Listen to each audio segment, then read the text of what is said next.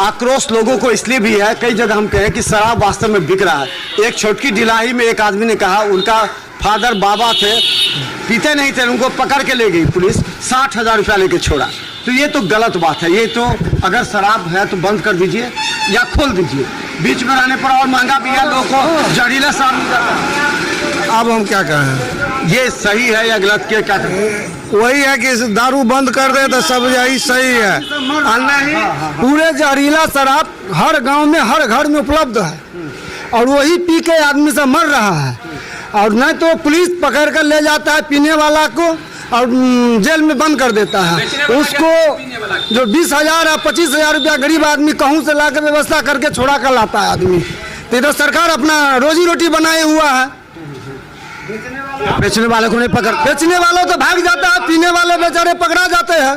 तो जब तक आप बेचिएगा नहीं बना के, जब तक पीने वाला जाएगा नहीं, तो सरकार उसको पकड़ नहीं रहा। या तो बेचो या बंद कर दो पूरा। जी जी जी जी।